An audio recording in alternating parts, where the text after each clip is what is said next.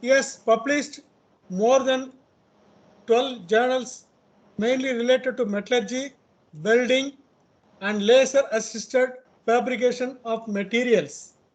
Currently, he is working with corrosion assessment, ferrous and non-ferrous metallurgy, fracture mechanics, and additive manufacturing of metallic components.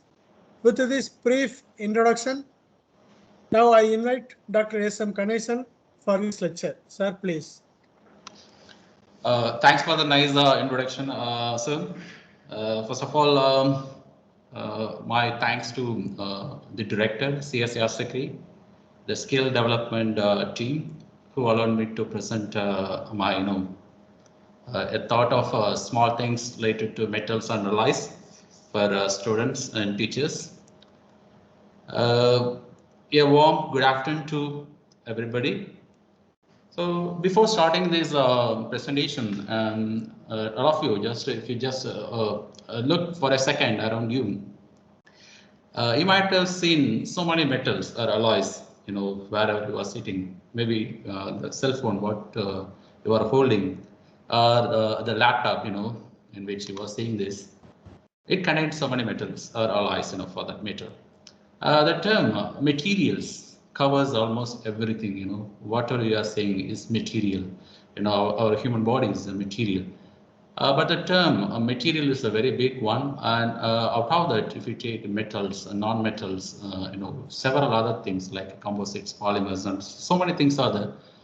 And since my specialization is metallurgy or metal processing, so I'm going to talk only about metals and alloys and what we encounter every day. So let us start our presentation with the periodic table. So the next slide, please. Yeah, this is the periodic table, and you might be wondering, what is this? And some of you might have seen it in your chemistry lab. If you see what I mean, during your experiment or small, testing, you might have seen it. And this periodic table is a kind of a Bible for us, for metallurgists. If you study in metal processing, it is called, the course is called metallurgy or material science and engineering. So this is a Bible, you have almost the details of all the metals inside it, as well as non-metals, semi-metals, you have various terms. Generally, you call them as elements. Okay. For example, if you take iron, iron is, Fe, the symbol is Fe, and this atomic number is 26. So that's what they mention in the top left corner. And in the bottom, you have this atomic weight. So like this, they will organize all these elements together. And every year, when a new element is coming, a new element is discovered, it will go automatically into this after various experiments and passing various tests. So from this table, you can easily identify, what is the element and what is its characteristics. For example, if we go to the right-hand side, you see here this helium, neon, argon, krypton. These are gases, noble gases. So they are also part of this table. Not only metal, you have, for example, this. Just for example, I told gas is also there. And you also have some semi-metals like silicon, palladium, antimony. So from this table, we can get almost what are all the different materials currently available in the world. Next slide, please.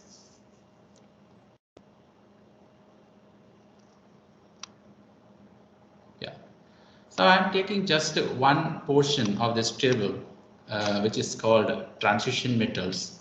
And you see here how these transition metals are coming into our life.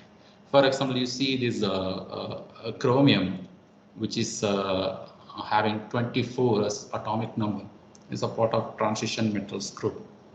This chromium is there in our cutlery items, like your spoon, your fork, and your plate, and everything. Now, it's not entirely as a pure chromium, but it is going part of the stainless steel. So we remember any stainless steel cannot be made without composition from chromium. So stainless steel is an alloy. So you can understand. So what is an alloy? Alloy contains more than one element, and that predominant element will be a metal. For example, in stainless steel, the predominant element is iron. So with this iron, you are adding several other elements like chromium, nickel, vanadium, so many things. So to get a stainless steel. Likewise, you see here aeroplane where you have titanium as almost like around 20% component of made of titanium.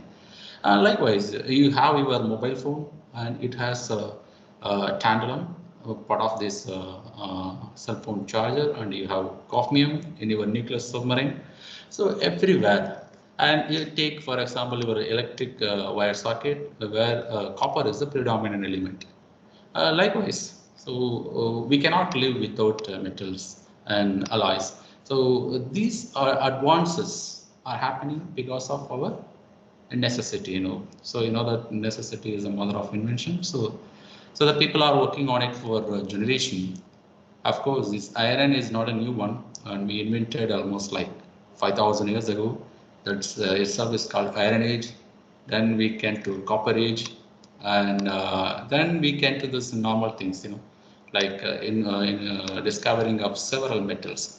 So even the civilization, the human evolution was named after metals. You should understand that, like Iron Age, Copper Age, and initially it was Stone Age, where we were like a Neanderthal kind of thing. So you can understand the importance of metals in your day-to-day life. Next slide, please.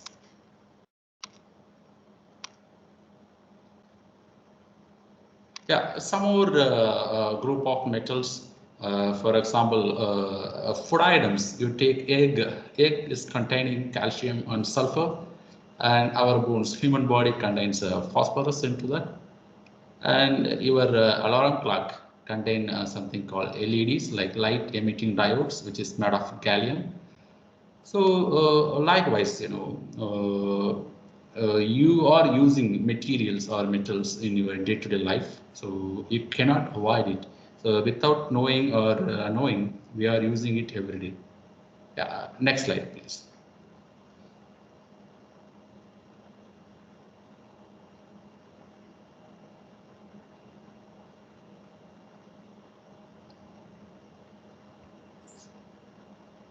Sir, next slide, please. Yeah.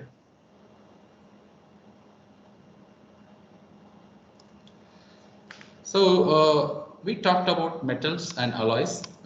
Just for an example, you have a metal which is called iron, and this iron is combined with carbon to make steel alloys. So the steel alloys is a generic term. If you see steel means it's like a big ocean, and you have several types of steel like mild steel, stainless steel, and several other steels like advanced steels are there. And this steel, for example, this mild steel, the window bars and small, less important items, those are mainly manufactured with mild steel. The stainless steel is mainly for a particular purpose. For example, stainless means without corrosion. So you can understand the importance of stainless steel. So stainless steel is mainly used for our cutlery items, and it's also going with our chemical plant and so many things. So since it's coming part of our day-to-day life, we are talking about restricting only with cutlery items, but the stainless steel, even artificial bones and biomedical implants, they are made of this 316L stainless steel. And if you want to read about stainless steel, you can read it for years. That itself contains so many steels with ultra high strength stainless steel, and stainless steel used for very high temperature. So many things are there. Likewise, you have zinc. So the zinc will be used as a galvanizing for iron product. So that's mainly for avoiding corrosion. So you have any steel product over that you will deposit zinc, so it can withstand more corrosion. Likewise, you have a copper. The copper is used as electrical wiring, and copper is also mixed with other elements to form like a brass and bronze. So when element is used as a standalone, then it is called metal. but the moment it's joining with other elements, then it is called alloy.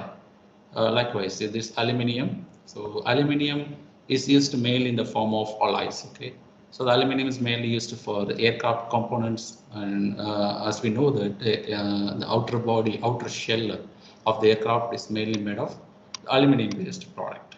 So likewise, so the metal is also used standalone as well as it's used as a part of an alloy system. So now we have seen about so many things. So how these metals are used in our day-to-day life, and a little bit we are going into science background. How these metals are kind of forming or alloys are formed. So we will see in the subsequent slides. So the next one. Yeah. So we might be seeing the metal in our naked eyes. We see that it's just a big entity, or if you see a tumbler made of stainless steel, and it's in it's a kind of macro shape. It's in a particular shape. But the moment you are looking into a very minute level, so this study is called material science or materials engineering or metallurgy. So whatever you call. So we are going very deep into that, and we find out they were made of grains. Then these grains, if you focus further, so what will happen? The grains will be made of so many atoms. They are arranged in particular shape, like cubic shapes. So then cubic shape, if you go further, you will find out small atoms. So they are kind of arranged in particular unit.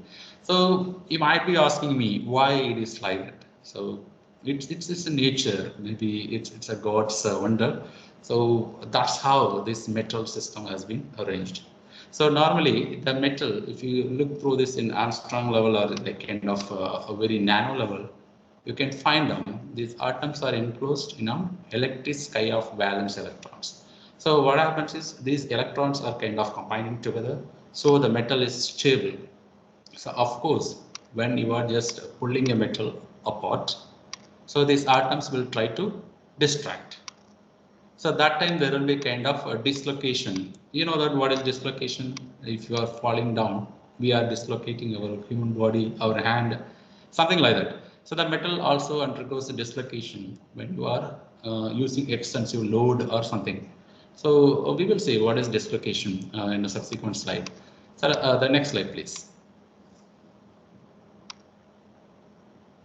As I told, these atoms are arranged in particular shape, particularly we used to call as unit cell, like cubic shapes you see here.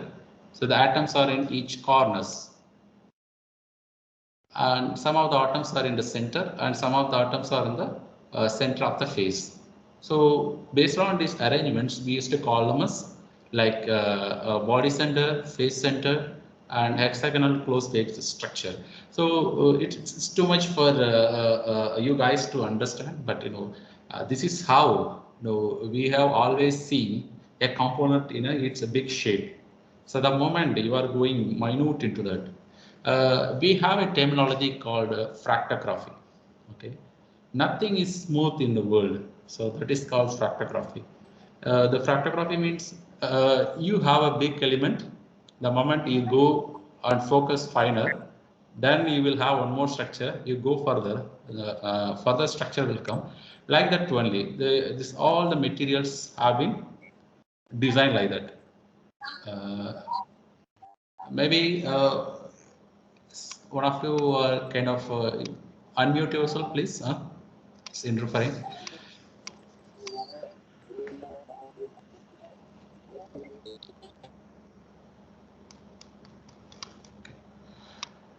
So the unit cell part.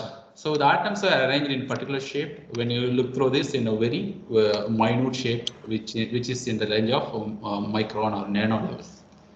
So next slide, please. Yeah. So this is kind of a macro posture, just for visualization with the color and everything. Forget about it. It's just for showcasing. So you see here, we have something called a body center, face center, and hexagonal structure.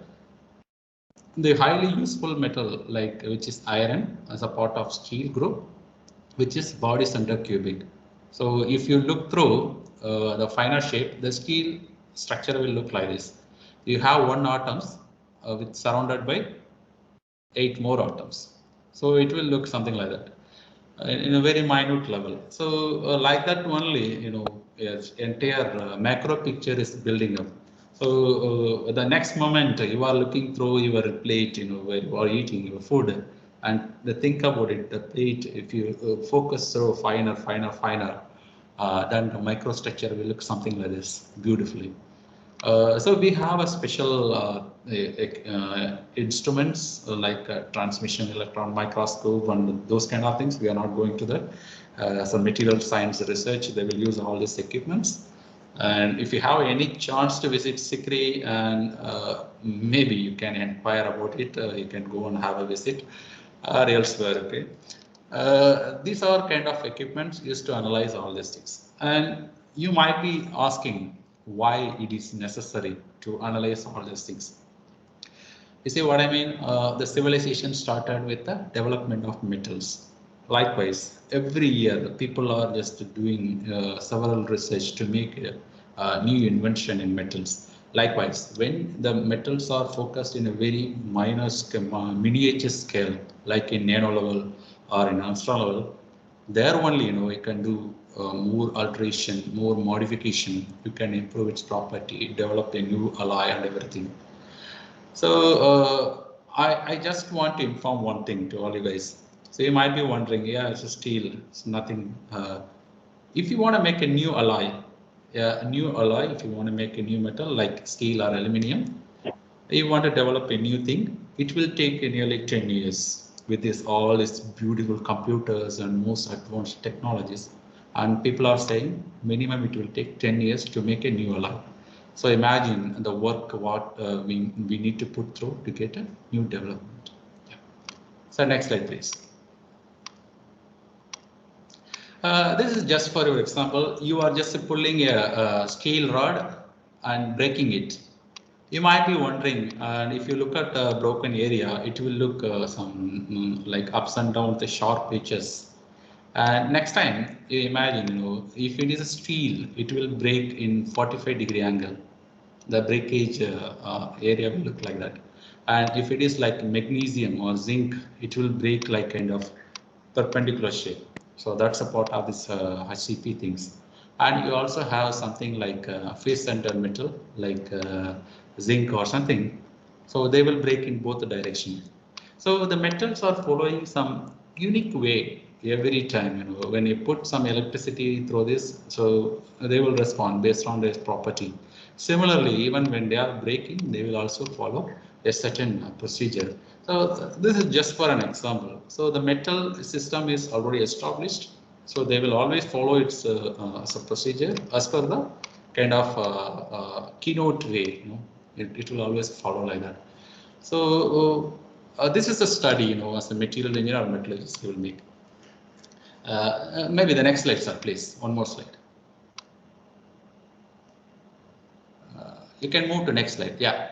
So when you are pulling a metal apart, so what is happening? These atoms are kind of closing together with one to each other. They will try to hold. They will not try to break away. So what happened that time? So there is a kind of a movement, a slight movement of atoms. So next slide. Yeah. So these atoms will try to pull so that the metal will not fail. The moment the applied load exceeds the limit, what happens? These atoms will accumulate in particular area. You see that in a black color area where this red marks are there. So they will pile up in particular area. That is called a dislocation. That means we know that a human dislocation what will happen if you are falling down, you are dislocating your body parts like that. The metal also will undergo a kind of dislocation. So that means it is going to fail. So it's no longer able to withstand the load. The next moment the load is further applied, so it will tear apart. So likewise, the metals are also following a particular direction of failure. So the next slide, please. Yeah, here you see. So what is an alloy? So this alloy is a mixture of chemical elements where the primary component is the metal.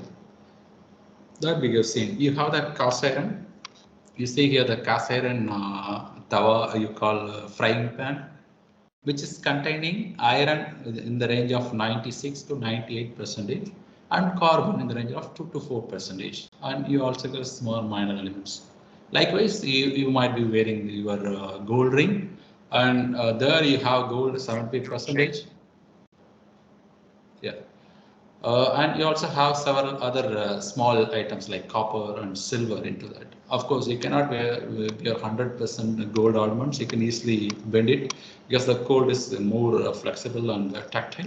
That's why it's mixed with several other elements like copper and silver to make it a strong ornaments. So this is how alloy is made. So you remember, whenever you have a metal, that's a pure element. So when you are mixing with other elements, then it will form alloy. So the next slide, please. So how these alloys are forming? So you have a pure element. So next slide, please. Yeah, in the pure elements, one more element is joining together. So we have seen the atoms. The atoms may not be uniform in shape. For example, if two atoms are similar in shape and size, so they will just replace one another and they will form. If the atoms are different in size, so next slide, please. The slide is not showing. Can you see now? Sir, the slide is not showing on the screen. I think for others, I'm not sure. Please tell others, are you viewing the slides? Yes, sir. Yes, Okay, sir. okay. Okay, then Yes, you Gupta, you can leave it and then again rejoin. Okay. Okay, sir. Refresh your screen. Just coming, sir. Yeah, great. Okay, continue, sir. Yeah. So, for example, if the two allied atoms are in different shape, so what will happen? You see here the big atoms, the round shape, which is in gray color. Then this orange color smaller atoms are going and occupying the vacuum, small gap areas. So these alloys are forming like this. This is just for illustration purpose, okay? So that you can easily understand. The next slide, please. So likewise, we were talking about alloys. Alloy means at least one element will be metal. So then it will be called alloy. So metal can join with non-metal, for example, carbon and iron. It is called steel. Okay. Likewise, you have some examples in our day-to-day life, like ionic compounds. And you see here sodium chloride, which is our salt, what we are taking. So that's an ionic compound. So sodium and chlorine. Chlorine is a kind of gas shape, you can assume, and sodium is a non-metal. So these two are joining, then it is called ionic compound.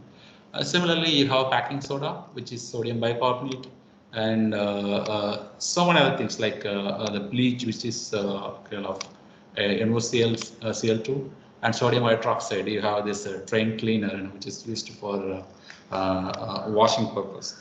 So we also have some other elements which we are encountering day-to-day life, which is not part of metal or alloy system, but they are part of ionic combo.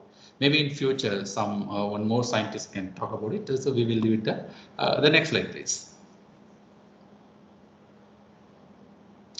As I told, whenever we say macro things, and imagine, if you go through finer shape, further finer, and we are going in micro world, for example, a metal is focused further, then you will see in nano world. Likewise, in nano world, you see the blood vessels, how they are in like almost like around 7,000 nanometer. And if you go further, our DNA and the other things are in nanometer shape, like 1 or 2 nanometers. So these kind of equipments, and imagine, all these big equipments, whichever were invented in 1950s or 60s, those are mainly invented for medical purpose as well as for material development. So most of these Nobel laureates during that time, and I remember like around 15 or 16 Nobel laureates are from materials background. They were working for something else, accidentally they invented some equipment, and that can be used for several other purposes. One of them is for medical purpose, So that COVID is spreading a lot, and people, you might have seen the COVID microstructure with the round shape with so many zigzag movements which was going on. So they might be using this equipment. Next slide, please. So I was talking about what is the grain and how it looks. So you take, for example, this is iron, this is a pure metal. So when you are looking through microscope, you see here I have put 5 micron size. So this is the length of 5 micron. So this one part, one shape is called grain. You take everywhere, it's iron, copper, aluminium, gold, titanium, silver, magnesium, platinum. All these metals, they have something called grains. So the grains are in micron level. So when you focus more in nano level or inside the grain, then you will end up with these atom arrangements and everything. This is just for an example. You see here at the microstructure level, almost all looks similar. So they will look beautifully. This color and everything, you forget about it. Normally this yellowish metal like copper and gold, they will look like a yellowish color. Normally the black and white photos are preferred in metallurgy. So this is how the pure metals will look with beautifully arranged grain. The grain will be arranged in particular shape and size. So the next slide, please.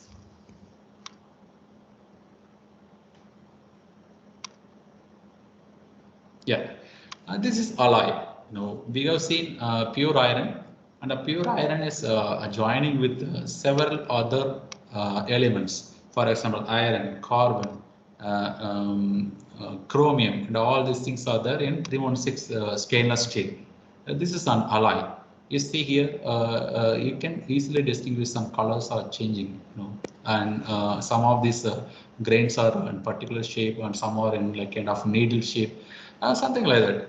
The metal and alloys will behave differently. And brass is an alloy of like zinc is there, and you have copper, and how it looks. You see here. On the previous slide, we have seen how the copper looks. Now this copper with zinc, how it looks. And similarly, titanium, how was it before? And now you see here, titanium is allied with Ta6Al4b. Why I put Ta6Al4b? Because this alloy is mainly used in aircraft. Okay. Similarly, 6061 T6 aluminum alloy, that's outer body of aircraft. So this outer body of aircraft, if you look through microscope, it will look like that. Similarly, if you look at the aircraft component, like engine part, it will look like this in microscope. So this is just a kind of a different world, students. Either the microscope, what you are seeing in your laboratory, we might be seeing some small species out underneath. But the moment you go to like a micron level, like the metallurgical microscope or a transmission electron microscope, you have a better opportunity to learn more about it. Yeah, the next slide, please.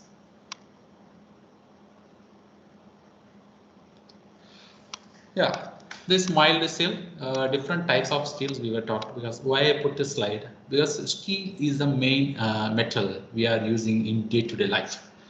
Forget about this titanium, aluminium, so many things. Once in a while we used to go in flight, those metals are kind of used for a specific purpose. But steel and iron we are encountering almost every day in our life. It's either mild steel, it's our window bars and everything are made of mild steel, and 316L is stainless steel. Our wristwatch, if you look through microstructure, it will look like that. And the bottom one is called a tubular steel.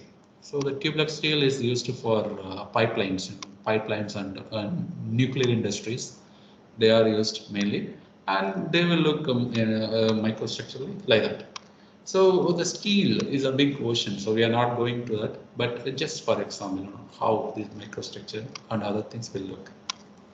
Yeah, the next slide, please.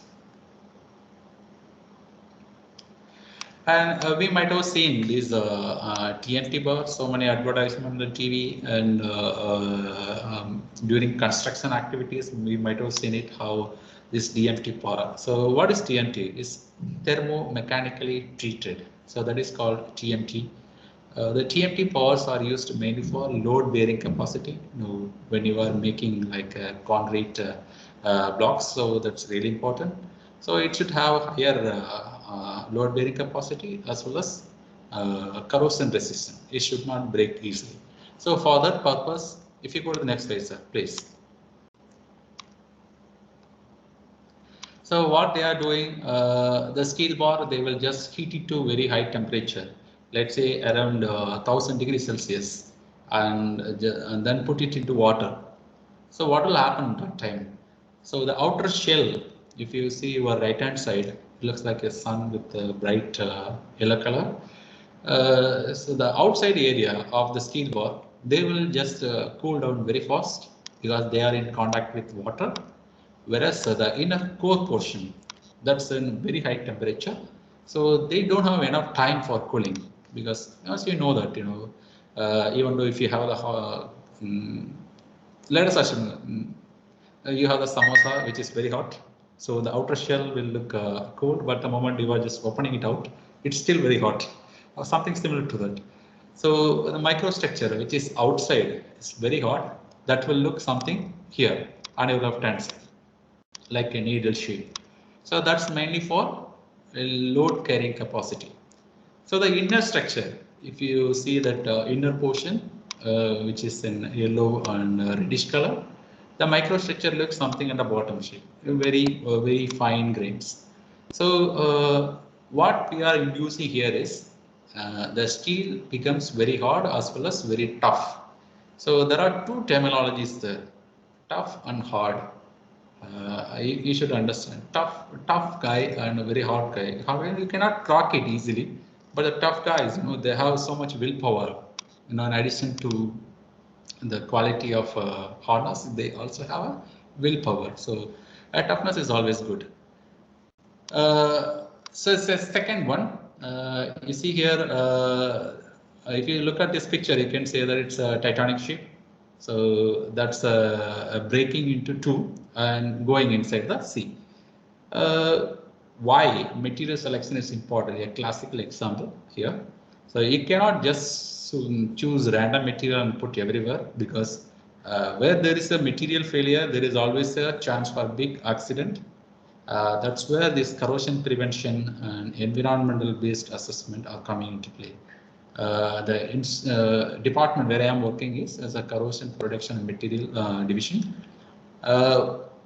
We are doing a lot of work into that. So what kind of material should go where and how we have to process it. So here a round metal was chosen for very low temperature. The sea was almost like around 4 to 10 degrees Celsius. During winter, I think it's in Atlantic. So they have chosen a wrong metal, and that metal become a brittle metal, and it broke in two. So there was a lot of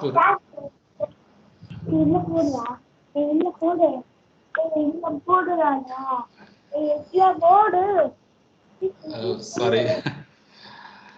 Yeah, if you go to the next slide, please.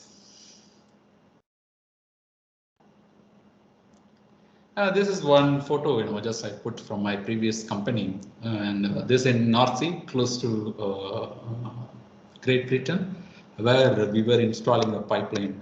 So the pipelines are in the shape of almost like around a big pillar. We were rolling it and putting inside. So this kind of big work is also going on. Just for an example, I will just mention it here. The next slide, please. So nowadays there are so many work going on regarding batteries. Like in India is planning to lash out all these petroleum-based cars and everything, and they are welcoming this battery and battery development. Is big research is going on to remove the CO2 like kind of coming out, and we also have this nature which should be protected. So the people are working on. Sorry. Please mention. what you have attained the problem? Hello? Sorry, you can Sir, I proceed, sir. think your screen is not visible. Oh, Sir, It's visible. yeah, visible. Okay, okay. okay, great. It will take some few minutes. Okay. So there is so many alternate research for a new type of energy, and there also your electric car and everything, and the research on a new type of energy will automatically go into materials. Whenever there will be new development, there will be always a development of metals and metals. This is just for an example. How your lithium-ion battery is there, and you see here you have this copper, you have this electrolyte, aluminum, and all other metals are coming together to give you more energy, which is used for our vehicles. So the next slide, please. And the flight, if you take a flight, we are just comparing, the lower portion to upper portion. Just now we were saying about the battery, so how these metals are used in battery. And here, this is like not everyday life, but it's a beyond. That's what I mean in the title, metals and alloys for everyday life and beyond. It's not after death, but it's beyond our everyday work. So the flight, if you take a flight, it contains so many metals and non-metals. And you see here the metal parts, you have steel 10% and you have composite 50%. The composite is entirely a different area of, they are not metals, so they are like a mixture of polymers and several other things. And here you have steel, titanium, aluminum, such kind of materials, I will say metals. And in the bottom portion, you see that's a SK-71 flight, and it is considered as the world largest reconnaissance flight, still in use with the United States Air Force. And this can go at like 2200 miles per hour, and if you put in kilometers, it's very fast, something around I think 3500, something like that. So this speed is phenomenal, and this flight has been made with 80% of titanium metals. So you see here, so when there is a development with metal, obviously your country is a kind of a superpower with that enormous research potential. And in your left side, if you see, that's a titanium based aircraft engine, and you see here titanium is used in almost like TA64, TA6246, and all these alloys are titanium based alloys. So there is several work is going on, and in the upper portion on your right hand side, if you see, that's a landing gear for the flight, and it also contains several small components which are made of titaniums. So just for an example, how this material research is evolving, and if you do a research in materials, automatically your country will go in top with the technological base, and automatically it will reduce your energy consumption. So there are several developments are mainly based on materials development. Okay. So next slide, please. So now we are having several things, and the people are working towards like sustainable energy or energy recycling. Now, because we are consuming a lot, the metals also consumed so much, and you know that most of these metals are coming from the earth and they are in a depleting condition, particularly these rare earth metals, which are mainly used for your electronic items and like in computers, cell phone, and everywhere. And we are depending on few countries like China and South Africa, US. These kind of countries are producing more rare earth metals. So obviously, we need to do. We are getting the old thrown away products. From that, we are taking out the metal, and we are reproducing something. So that is called circular economy. So initially, you get something from, for example, in the left side, you have this how aluminium is coming into our life. You have bauxite mining. Bauxite is a mineral of aluminium.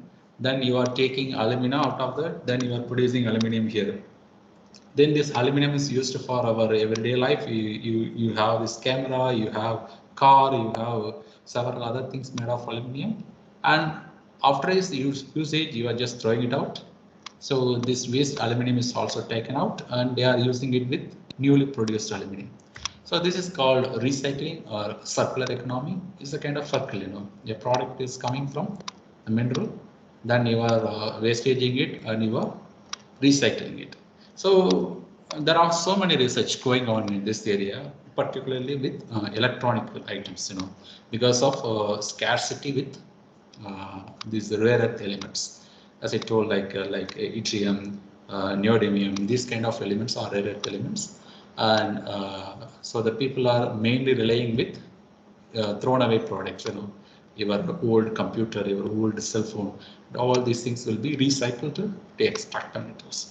It's just for your understanding, how this metal industry is functioning. Yeah. So the next slide, please. Yeah, this is just for like how these main elements, like you have this copper, you have this iron, you have this zinc, these kind of metals, how they are producing, it's mainly like circular economy. You might have seen it, the people who are garbage collector, you can throw away a small items, they will take it out, and they also mix it with new minerals and new metals to extract it and produce a new component. So it's a kind of circular economy. This is how the metallurgy will work out in your day-to-day life, and this is how our products are coming to our day-to-day life. Yeah, I think with this I have completed my presentation. Thank you very much. Sir, do we have any question or any? Yeah. Okay. A lot of questions. Basically, the students and teachers, they are asking. Invariably, they are chemistry, biology, and many of the science subjects. So they are asking many questions. So some of the important questions I read out, and please answer for that. Yeah, please, sir. Please go ahead. Akudos Krishna from Jawahar Navodaya Vidyalaya, Akbarpur. He is asking why nitrogen improves the strength, work hardening rate, or wear of steel. What property is affected by the presence of nitrogen? Yeah, so nitrogen mainly, it will form nitrates, particularly with steel. You add nitrogen with what happens, when you are melting a steel and you pass nitrogen voluntary into that. So that time it will refine the grain. Grain refining means it will make the grain more minuscule, like more smaller in shape, and it will also go as a kind of intermetallics. For example, the nitrogen will join with some other elements like aluminium nitride. Let us say aluminium is also a small amount of metal ordered in steel. So that time this nitrogen will join with aluminium. Then it will form aluminium nitride, which is very smaller in shape compared to other structure. And these shapes will increase the strength. And remember, there is always a limit for it. So when you are adding more amount of nitrogen, so what will happen? It will form more amount of aluminum nitride, which is very brittle. Brittle means it will easily break. So certain limit you cannot. Normally it will be in the percentage of like 0.05%, something like that. So when I was working in the steel industry, 0.005%. This nitrate inclusion is allowed in one component. So imagine, it's very small amount is accepted. It's not so much amount. Yeah. Good, sir. So the next question is Aratya Pataria, Kendra Vidyalaya, Pushpa Vigar, New Delhi. Any standard procedure to calculate the cost of alloys based on its elemental content? It mainly depends on the international market, if you see what I mean. The gold, for example, a classical example is gold, platinum, and those things. And the people who are holding it, the controlling it, for example, you can compare this alloy price with the petroleum price. the industries who are producing petroleum, they can easily manipulate the price, and then they can just bring it up or bring it down as per their requirement. Similarly, the international market, every day the gold price and everything is fixed. When there is a more amount of necessity, for example, if there is a big war going on, definitely there will be a huge price hike in steel and other like titanium based metals. And you cannot ask about rare earth metals. Just now we have seen about neodymium, dysprosium, europium, cerium kind of metals, because those are coming from very few countries, particularly from China and South Africa. So these two countries are having monopoly. So obviously, it depends, how these countries are exporting and how they are manipulating. Yeah. Good, sir. So the next question, Kutanal Patapial, PGT teacher, he is KV Asansol. He is asking how the chemical property of the metal changes while making an alloy. It's mainly, like for example, the chemical property, you have let us take a steel, for example, steel. You have some elements which are being ordered into that, and some steel, for example, 316 stainless steel, and they are used for chemical industries to hold something. But some other steel, like 304 stainless steel, and mainly they cannot be used for holding the chemical and other high temperature application they are used. So the mainly which element is joining which what. So the iron is kind of having more affinity to various elements. In that case, you are adding like chromium, vanadium, so many special elements to make a steel. So that time, it's useful for a particular purpose. But the moment you are adding some other elements, that properties will completely go off. Let us assume you have oxide. The pure metal is vanadium or kind of iron also you take. Then it becomes oxide, means it's kind of inert, it's chemically inert. Oxides are chemically inert, but this iron is chemically active metal. So likewise, based on the purpose the people are using it. So this iron oxide is a kind of soft product which is kind of forming over every steel. So it's mainly based on what's our necessity, like that we are producing a light. Similarly, which kind of material is going to the light changes its chemical properties. Yeah. Some Utkarsh Gupta is asking what is the main properties of California? California. Californium. Oh, that's a new metal, It's quite yeah, fine, guys. I have to update myself first. As I told you, several new inventions are happening every day. Even though we are metallurgists, like a computer scientist, so we should also need to update ourselves. But basically, the californium, those things are kind of the high atomic elements. If you see what I mean, the atom numbers more than 70s or something, like it's coming in the range of like around 70 to 100, I think. So these elements are having high atomic number, though that means like it's very heavy and it's rare. Of course, it will be very costly. And it might be used for the similar purpose, like electronic items, other things. Based on that atomic weight I'm talking, I think you can go and check it out with Wikipedia. More or less, you will get the same answer. Yeah. Some Shiva Sharma, PGT, Navada Vidyalaya, Agra. Which alloy is non-toxic for storage of water or any other liquid without any contaminations? Which alloy is used for the storing of water or other liquids? You see the steels, normally the stainless steel, particularly this 316 stainless steel. That's very good for storing of your water. Of course, you don't have anything called 100% ideal. even your detergent will be 99.9% pure. Nobody can assure 100%. Of course, a small amount of corrosive product will form everywhere, but based on these available elements, a very good product is gold.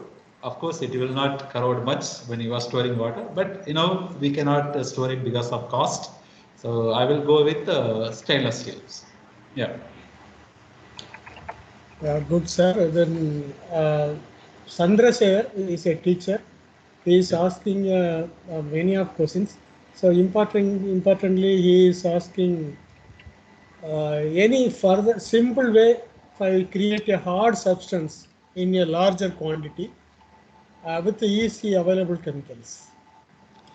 I would say the easily available chemical is water. Okay, water is available everywhere. You take a water and just now I have shown this TMT was thermomechanically treated was. How this hardness is obtained. You heat it to very high temperature. That means like not melting temperature, and then you quench it with the terminology quenching means you are putting into water. The hard surface. That's how you can make hard surface in a component, and for that the material should be ready for heat treatment. All metal cannot be hardened. That is also important. And similarly, you can also make hard materials like oxides, nitrates, silicates. Those kind of ceramic materials are also there, and those are especially designed for many high hardness purposes, like the ceramic wheel, where you are grinding and everything. And that's entirely a new topic. You have this oxides, like these are all not metals, like non-metals. You call it oxides, silicates, everything as ceramics. Okay, because several ceramics are there for very hard applications. Yeah. Many of the students and teachers also asking how these metal and alloys in a biology-oriented research and many biology-oriented instruments or whatever it is, the research deployed on the metal and alloys, how they are interrelated. One classical example, the very first microscope, of course, the smaller one have been used for mainly like the biological tissue analysis or kind of small like bacterial analysis purpose. But the moment the people were involving with material science, they were investing more money and more research and carrying out the very finite analysis of the metals, which is called grains and atoms level analysis. And during that analysis only, that equipment, whatever came, like metallurgical microscope or high focus microscope, those microscopes were automatically used for biological analysis. So if you see what I mean, and any new germs or new virus evolved through time, based on those new germs and viruses were also analyzed with the same instruments. Now, likewise, any improvement comes, the people are not just taking that kind of invention only for that purpose. So the people are working on something, accidentally they found out for something else. Like the Columbus was coming to India, but he landed in USA, something like that. Similarly, we have the metals. They are also used for our biomaterials. For example, the stainless steel, it can be used for biomaterials, and titanium, it can be used in aircraft as well as it can be used for our biomaterials. So it's a dual purpose. Of course, these all polymers and everything, so many research is going on. Nowadays, there's even this artificial heart, artificial lungs, the people are working on it. So of course, the material research is everything, I will say. So basic for almost everything. Yeah. Yeah, Sudeep Acharya, 7th standard, he is asking how magnets are worked in electronic machines, generators, speakers, and whatever the new equipment and devices, how they are working. Normally, there are two types of magnets: permanent magnets and then temporary magnets. Like some magnets, if you pass electric current, and they will for temporary period they will become magnet and they will work. And some of them are like the bond magnetic materials, like the nickel and those metals. When you are putting into that, if it becomes alloy, and it will represent its magnetic properties. And even if the steel, if you take the 316L stainless steel is a non-magnetic, but 304 and other steels, so they are magnetic, so there is some different, what kind of metal is going inside. The chromium, nickel, those kind of metals, easily form magnets. This similarly, if you are heating a component, like if it is a magnet and heat it to like around 700 degrees Celsius, the magnetic property will go off. So that's called Curie temperature. Okay. So the magnets are kind of it's used for this magnetic wave formation and transportation of particularly for this radio industries. So the use is phenomenal. Of course, it's also is a kind of materials play. Yeah. Pradeep P. Kulkarni, 12th standard, Kendra Vidyalaya, Bangalore. He is asking, can we expect a new branch of in the science field, biometallurgy? There is already one course, something called biomaterials. The term metallurgy is only restricted with metals. Okay, how the metals are kind of caused, how you are extracting metals, how you are using metals. But I will go with the materials, biomaterials, because if you see the biomaterials, it has almost everything. You have the metals as well as non-metals like plastics, polymers, ceramics, and everything will be covered under materials. So I will go with biomaterials. That is a generic term. Yeah. Good, sir. Some Laxika is raising your hand. Please ask your clarifications or any questions. Yeah. Please unmute and ask your questions. Lakshika. Yes, sir. Sir, why do all metals have higher melting points than non-metals? Actually, this is not the question. Maybe I will answer it like that. Non-metals covers almost everything. You remember the word non-metals contains even ceramics. Some of the ceramics are having melting point in the range of around 3,500 degrees Celsius. That's too much, way beyond. It is not correct that only metals having higher melting point. The ceramics and other oxides and silicates, they are having very high melting points. I think that the highest melting point with one metal is, I think, iridium probably. The next one is maybe the tungsten. It's something around 3,000 degrees Celsius. So, but for ceramics, the melting point is too much. So, not only metals, non-metals also having higher melting points. Yeah. So many of these awareness and knowing what are the causes for the iron pillar at Delhi is not trusting. That's actually the first metallurgical wonder happened in India. The research showed that they have a kind of masters during that time to make the steel with ingredients which cannot undergo corrosion, like chromium kind of things.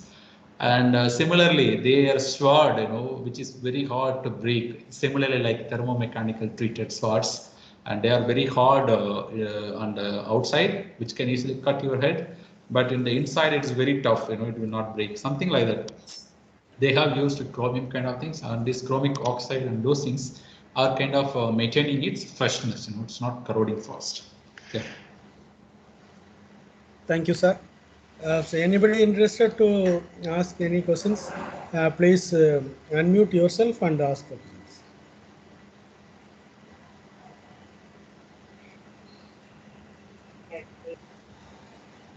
Please. Krishna Vaibhav. Sir, actually I want to ask, is there any simple way by which we can add mineral like iron and copper in fruits in exceeded amount or limits? No, actually, we are talking about in micron level. The food items, what we are taking, those are in nasan level. If you take magnesium in your food items, you cannot eat magnesium metal. That we should remember first. So they are in a very minuscule level, in ppm level, which is good for our digestive purpose or nutrition purpose. So we cannot directly add these metals inside our food items, and we cannot consume it. Those are two different things. Biological systems contain several minerals, let's say minerals and metals. Those are good for nutrition purpose. Those are in ppm level, and you cannot simply add external things inside.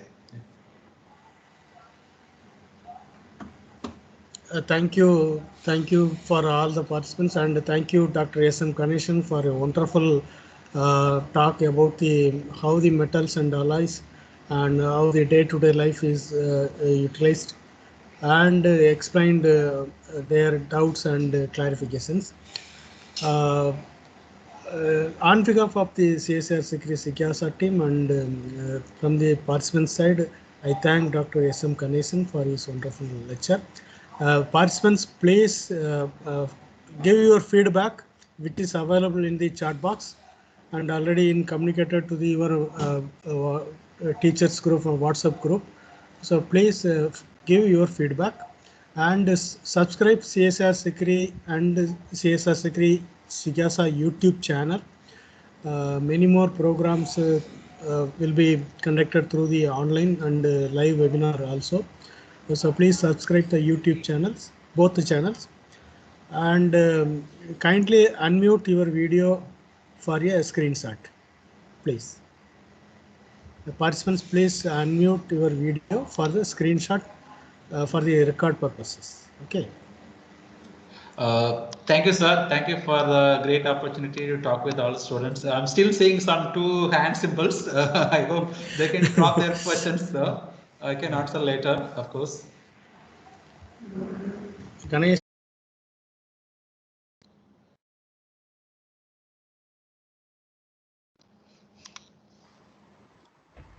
Excuse me, sir. Yeah, Krishna, please Sir. go ahead. Yeah, please. Sir, I want to ask, sir, can you provide me a guidance in research topic of materials and metals?